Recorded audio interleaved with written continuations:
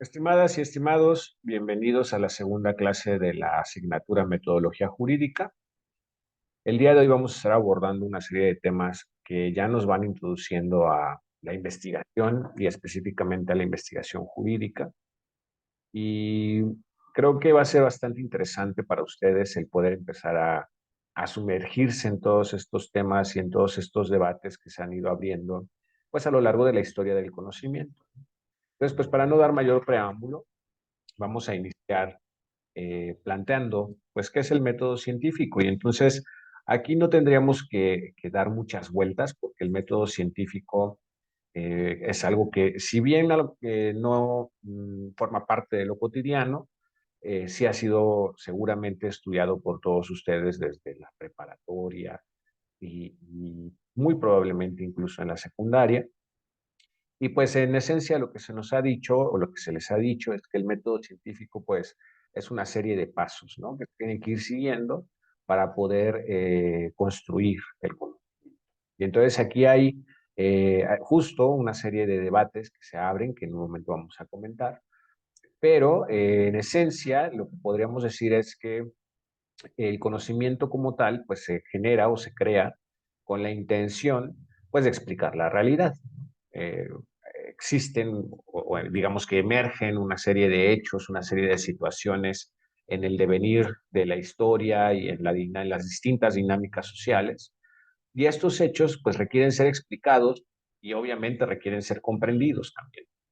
Entonces, en esta lógica, en la lógica de poder tener estas comprensiones, llegar a estos entendimientos, el poder explicar qué es la realidad y por qué las cosas suceden como suceden, pues es que necesitamos ir rellenando esos espacios con el conocimiento que se va generando día con día. Y entonces nosotros podemos tener conocimientos, por ejemplo, que explican una dinámica social, ¿no? Como puede ser la violencia, y podemos tener conocimientos que explican cuestiones más duras, más orgánicas, como puede ser la ley de gravedad o como pueden ser las enfermedades, o cuestiones como estas, ¿no? Por ejemplo, COVID fue un gran reto para el conocimiento porque no solamente implicó generar nuevo conocimiento, sino que implicó hacerlo de forma muy rápida. Era una necesidad que se aceleraran los procesos y que pudiéramos comprender por qué COVID estaba atacando como atacaba, de dónde venía, los síntomas, por qué cambiaban, cómo curarlo. Todos esos conocimientos se fueron generando y todos ellos estuvieron basados en el método. Y entonces, bueno, evidentemente el método científico ya iremos comprendiendo que pues, es un sistema que no puede ser modificado y se entiende así como un sistema porque nos plantea pasos que tenemos que ir siguiendo para poderlo generar conocimientos científicos. Existen otro tipo de conocimientos, por ejemplo, tenemos el conocimiento vulgar, que es el conocimiento que se desarrolla en el día a día, en la mera interacción, pero que no tiene niveles de comprobación. Y ahí está la clave. Cuando nosotros hablamos de conocimiento científico y método científico es porque nos estamos poniendo en el supuesto de que hay una hipótesis que prevalece o que precede, mejor dicho, a el conocimiento que vamos a generar y que la intención de aplicar el método es justo poder llegar a la comprobación de esa hipótesis. Entonces, esto significa que nosotros vamos a estar desarrollando este conjunto de pasos que implican, que integran al método científico con la intención de comprobar, pues, la hipótesis que nos estamos planteando. Una vez que lo logramos, es que entonces estamos frente a un conocimiento de carácter científico. Y entonces podemos abordarlo de diferentes formas. O sea, por ejemplo, nosotros podemos abordarlo desde una lógica formal, que es una lógica bastante técnica, incluso basada en lenguaje matemático, o podemos abordarlo desde una lógica informal, que simplemente plantea razonamientos y genera argumentos, sostenida obviamente en el lenguaje. Esto, por ejemplo, la lógica formal es lo que hacen los matemáticos, los físicos, teóricos, etcétera, mientras que la lógica informal es lo que normalmente hacen los filósofos, los teólogos o los antropólogos. Entonces, a partir de esto, nosotros podemos ir viendo que ya esta idea de cómo generar conocimiento científico y de cómo aplicar el método científico se empieza a bifurcar. ¿Por qué? Porque si de entrada tenemos dos tipos de lógica para abordarlo, pues entonces entenderemos que también hay un debate entre las ciencias sociales y las ciencias naturales que se discuten acerca de si es tan valioso el conocimiento científico que generan unas como el que generan otras. aproximadamente por ahí del siglo XIX, principalmente cuando emerge el positivismo como corriente del pensamiento y que nos plantea que no, la única realidad que puede ser explicada es aquella que puede ser empíricamente conocida. Esto significa que la podemos abstraer a través de los sentidos. Es decir, si no la puedo tocar, si no la puedo leer, si no la puedo ver, si no la puedo escuchar, etcétera, no existe, ¿no? Entonces, mucho conocimiento, por ejemplo, hablar acerca del amor, sería algo que simplemente no podríamos conocer. O hablar acerca de Dios es algo que no podríamos conocer. Entonces, todos esos conocimientos que pudieran generarse sobre esos otros temas que no pueden ser abstraídos empíricamente, pues simplemente no podrían ser conocimientos. Y entonces, pues evidentemente entenderemos que muchos de los temas de las ciencias sociales no caen en este supuesto, sobre todo porque las ciencias sociales, en su gran mayoría, no pueden realizar comprobación de hipótesis. Mientras que las ciencias naturales, bueno, pues sus mismas áreas, sus mismas disciplinas, prácticamente se basan en esto. Entonces, la idea es que desde ese momento que surge esta forma de concebir del conocimiento y de concebir la realidad, tanto ciencias naturales como ciencias sociales pues han mantenido debatiendo acerca de si realmente son válidos los conocimientos.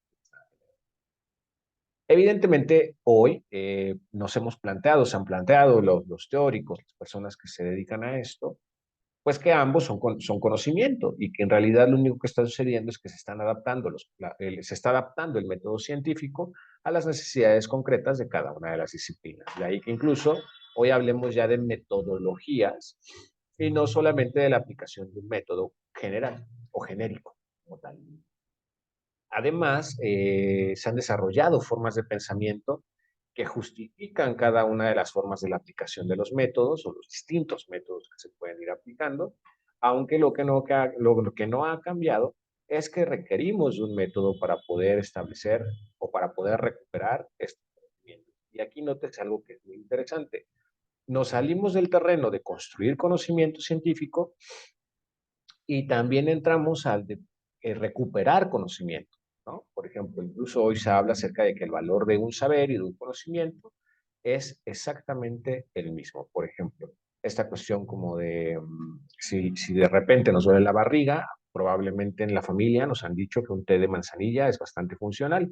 Bueno, pues esto no necesariamente es un conocimiento científico, no es un conocimiento científico porque no ha pasado por un método y no ha pasado por una comprobación de hipótesis. Sin embargo, sí es un saber, y es un saber que tiene el mismo valor que tendría un conocimiento demostrado. ¿Por qué? Porque finalmente ambos están estableciendo o están llenando, mejor dicho, esos huecos en el conocimiento, esos huecos en la comprensión de la realidad que pues emergen o aparecen ahí, ¿no? De repente cuando hay oscuridades ante el saber. De forma diferente, pero los dos logran el objetivo. Y entonces, bueno, a partir de esto, creo que es importante que podamos establecer cuáles son las fases del método científico. Ojo, porque si bien hoy ha tenido adaptaciones hacia las diferentes disciplinas, y probablemente más que adaptaciones podríamos decir que se ha modelado frente a las necesidades de las distintas disciplinas, el método científico sigue siendo el que rige la construcción del conocimiento. Entonces es muy importante que tengamos idea de cómo se desarrolla de forma general para que entonces a partir de eso podamos ir generando las adaptaciones. Yo no puedo adaptar o moldear algo si no sé cuál es su forma original.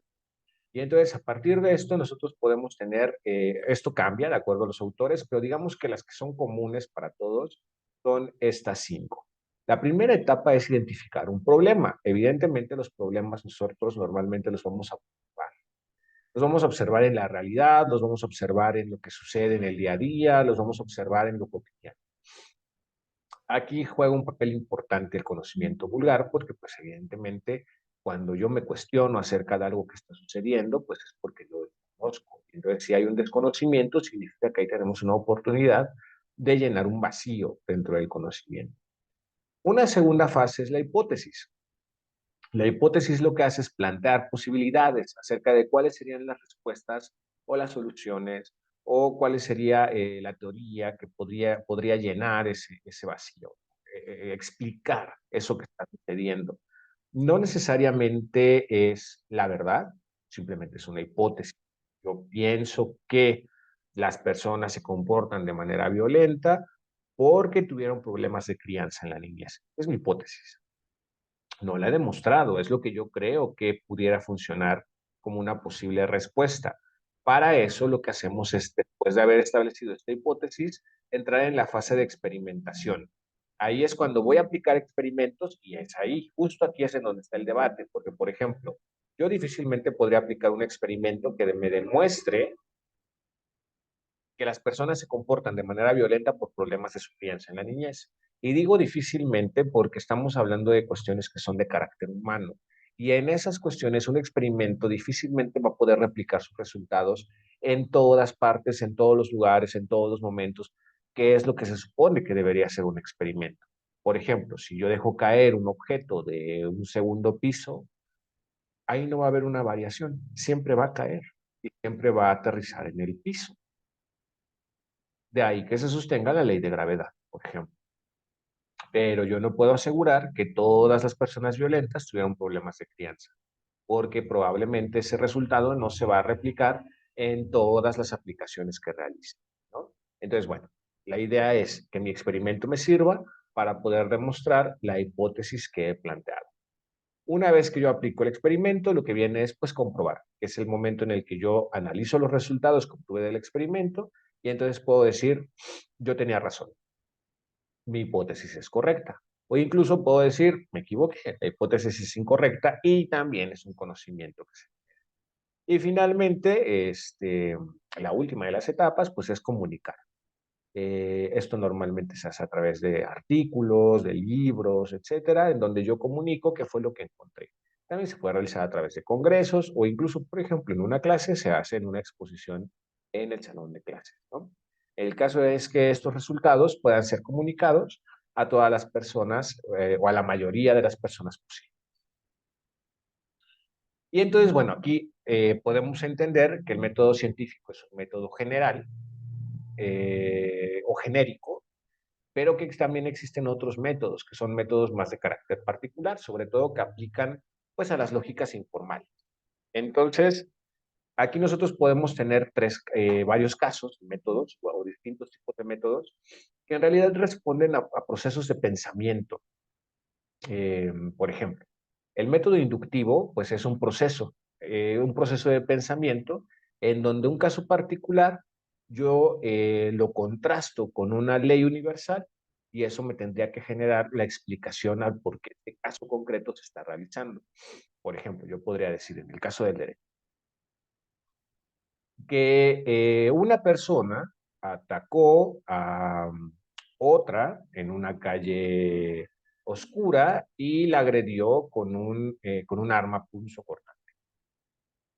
Resultado de esto, pues perdió la vida la persona agredida. Ese es un caso particular. No siempre estos casos se van a presentar iguales. Sin embargo, existe una ley.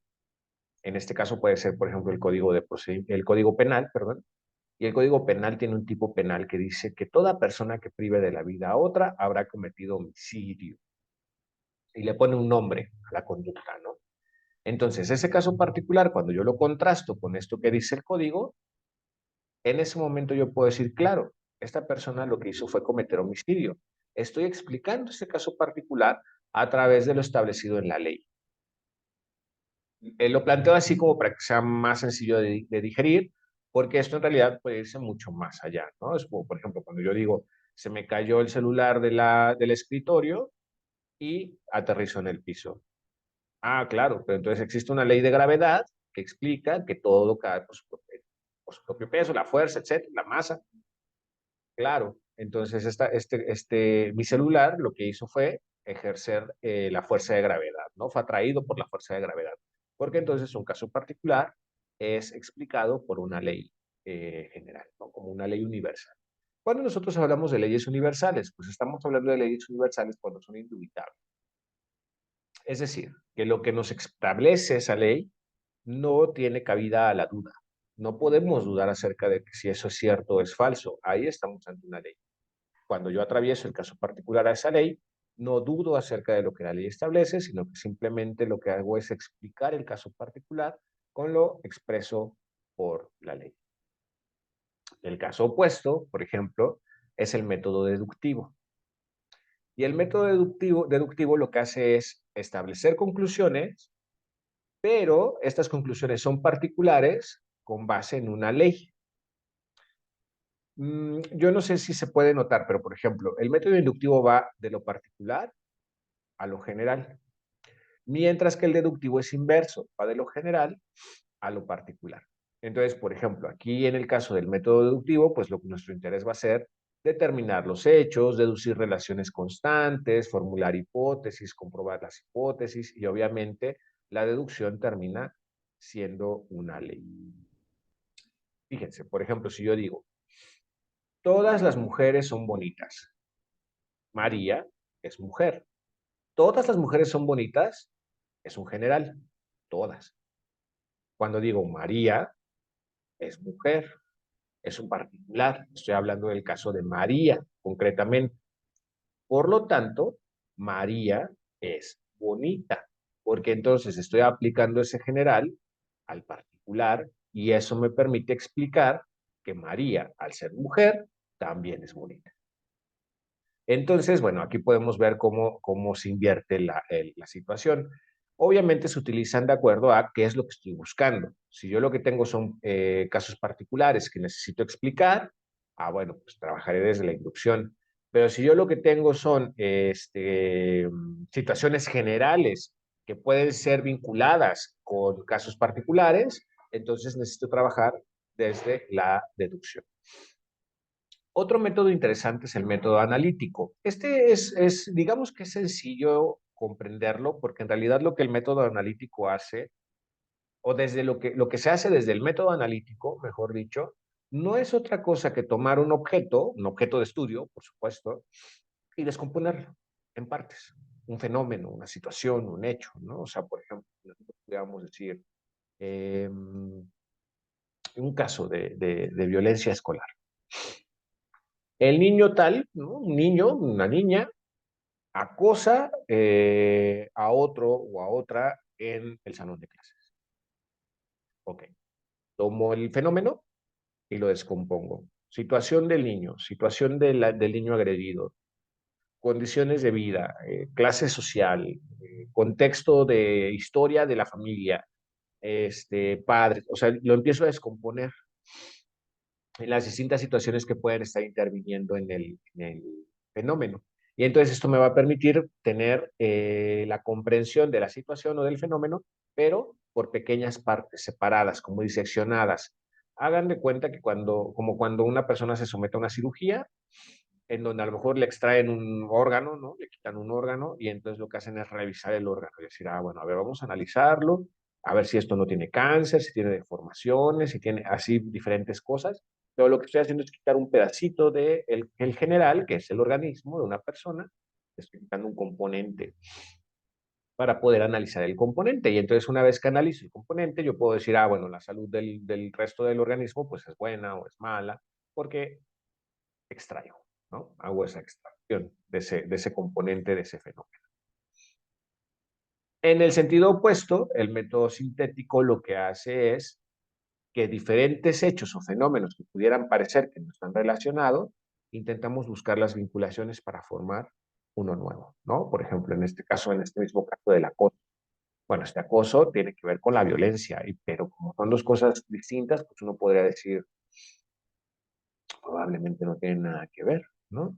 Aunque muy probablemente también violencia incide en la situación de acoso. ¿Cómo? Pues habrá que revisarlo, ¿no?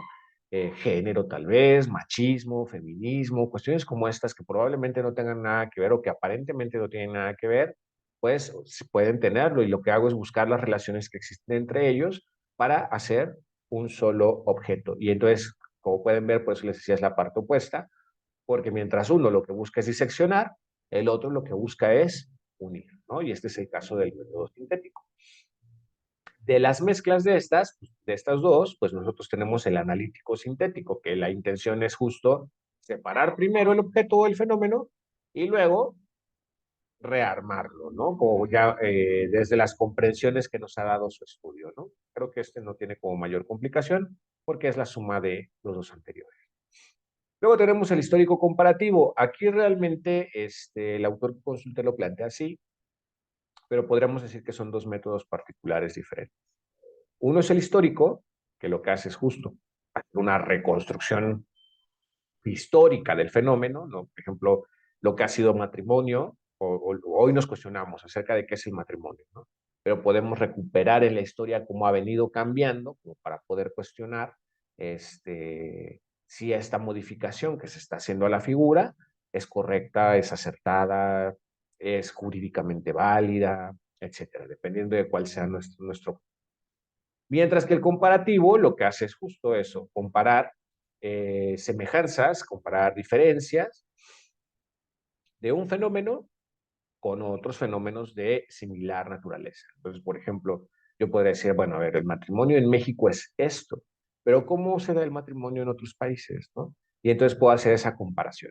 Por supuesto que también los puedo unir y generar un solo método, que sería el histórico comparativo, que justo lo que hace es, por un lado, recuperar toda la historia, y por el otro, compararlo con otras formas de asumir o de vivir el fenómeno, de experimentar. Tenemos también el método dogmático, que lo que hace es pues, solamente recuperar, bueno, no lo digo solamente como que pues, no es casi nada, ¿no? Sino realmente lo que hace es enfocarse en la recuperación de las diferentes expresiones que han hecho personas que ya han estudiado esto, discursos, ¿no? Han dado acerca del fenómeno que yo estoy estudiando en diferentes fuentes. Incluso, bueno, yo aquí les planteo fuentes primarias o fuentes secundarias, pero incluso pueden ser fuentes orales, ¿no? En el sentido de ir a platicar directamente con la persona. Esto, por ejemplo, es algo que hacen mucho los historiadores cuando se requiere reconstruir la historia de alguna tradición, de alguna costumbre, de las vivencias de algún lugar, etcétera. Se van directamente a platicar con las personas de mayor edad en el lugar para recuperar la historia del lugar que no ha sido escrita, ¿no? Entonces, es ir a recoger esos discursos y organizarlos, ¿no? Mientras que el realista lo que hace es basar sus conclusiones, su método en hechos. Es un análisis de hechos. Mientras el dogmático lo que hace es analizar discursos, el realista lo que hace es analizar hechos concretos, ¿no? Recuerden que ahí hay como ese debate entre si lo empíricamente que es posiblemente abstraerlo empíricamente o lo que no. El discurso es algo que no podemos abstraer empíricamente, pero que tiene su propio método. El realismo es empíricamente posible de conocer, ¿no? Que podemos ver, tiene su propio método particular. Y entonces esto nos hace caer y se vincula mucho con lo que ya les planteaba, ¿no? ¿Qué tanto valor tiene el cientificismo? El cientificismo, pues, es esto que sostiene que solamente aquellos conocimientos que han sido atravesados o que han sido obtenidos por medio del método científico son valiosos. Que todo aquello que no se ha obtenido así no tiene valor. O sea, no tiene valor como conocimiento científico, ¿no? Eh, Cuando hablamos de cientificismo como tal, pues es una forma, pues un tanto despectiva de hablar de esta forma de asumir la realidad, porque pues como les decía hace un momento, hoy por hoy esto ya no tiene tanto peso como solía tener, ¿no? Hoy hemos encontrado otras formas de crear ciencia, de construir ciencia, de recuperar ciencia, conocimiento. Por lo tanto, simplemente tomar un papel cientificista o asumir una verdad cientificista ya no es suficiente. Y ya no es suficiente porque el método científico, honestamente, no puede explicar toda la realidad. Justo esto. Por ejemplo, cuando nosotros estamos hablando de cómo se ha vivido la costumbre de vender a las hijas menores en ciertos poblados, eso no puede ser demostrado por medio de experimentación, no puede ser analizado por medio de un experimento que va y se aplica. Se tiene que analizar desde el discurso de la misma gente. Y entonces ahí el cientificismo diría, no, esto no tiene valor. Sin embargo, claro que lo tiene. La cuestión es aquí poder decidir, tomar decisiones acerca de cuándo aplico un método científico rígido y cuándo tengo que aplicar un método científico igual rígido, pero no necesariamente con el componente de la experimentación y comprobación. Aquí nosotros podemos ver las críticas más comunes a esta tendencia, ¿no? Y bueno, pues lo que les decía, no solo es valioso el conocimiento, también lo es el saber. Existen aspectos de la realidad que no pueden ser comprobados empíricamente. Y bueno, el conocimiento no solo es válido cuando se obtiene por razonamiento, ¿no? También la lógica informal también genera conocimientos válidos y valiosos, que es lo más. Aquí tres autores que son como los más críticos del cientificismo, pues está Thomas Kuhn, por ejemplo, ¿no? Que él es el autor de la famosa Revolución Científica. Y bueno, pues él lo que nos dice es, a ver, momento, ha habido rupturas en las ciencias y estas rupturas en las ciencias hacen que simplemente se cambien las teorías. Y entonces esto significa que la ciencia no es estable, la ciencia cambia. Y si la ciencia cambia de acuerdo a las nuevas teorías que se van descubriendo, que se van generando, ¿por qué tendríamos que tener solamente una forma de ver el mundo, ¿no? Por otro lado, Feyerabend lo que dice es, bueno, el método es una simplificación, es una forma simple de conocer las cosas, pero no es la única forma de conocer las cosas. Al final, incluso quienes nos dedicamos a investigar, podemos construir nuestros propios métodos desde la propia creatividad. Y entonces, desde este punto de vista, asumir que existe un solo método para conocer no es viable, ¿no? Ni siquiera es sostenible.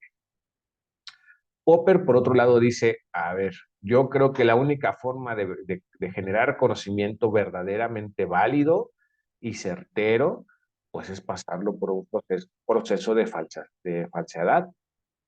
Si después de buscar los errores de este conocimiento, intentando hacerlo caer en que es un conocimiento falso, pasa la prueba, significa que es un conocimiento verdadero. Porque si no pude comprobar su falsabilidad, entonces es verdadero. Y entonces desde ahí, el método no tiene el tipo de método que se utiliza no es el único que sostiene al conocimiento, ¿no? Porque puede ser un conocimiento generado con el método científico y no por eso necesariamente no será falso. Y entonces, bueno, esto ya nos hace caer en la cientificidad del derecho como tal. Y aquí nosotros tenemos normalmente dos corrientes que son como, bueno, a ver, como paréntesis, aquí habría que decir que el derecho ha estado en una lucha por ser cada vez más científico. Ustedes supongo que ya a estas alturas podrán ir reflexionando acerca de que el derecho realmente poco puede ser empíricamente abstraído. Probablemente las áreas o una de las áreas que más tiene esta capacidad de adaptarse al método científico duro, al básico, no al genérico, pues es el derecho penal, porque entonces, bueno, si yo quiero saber si una persona disparó un arma, si tengo un montón de elementos de prueba que yo puedo, de los que puedo disponer en el ámbito de lo pericial, que se puedan analizar, ¿no? Si hubo pólvora, si hay pólvora o residuos de pólvora en la mano, en la ropa, etcétera. O si quiero saber si una persona es hija de otra, bueno, pues tengo pruebas genéticas que puedo aplicar y eso les da este grado de simplicidad. Pero si nosotros nos movemos a otras áreas del derecho, aunque tenemos periciales que son aplicables, es más difícil hacer este tipo de demostraciones, ¿no? Entonces, bueno, la intención del derecho pues ha sido volverse cada vez más científico en esta tendencia de hacer comprobaciones empíricas. Personalmente dudo que esto se logre completamente porque no lo permite la misma naturaleza de la disciplina. De ahí que la cientificidad del derecho, como en lo general, se ha resumido en estas dos posiciones.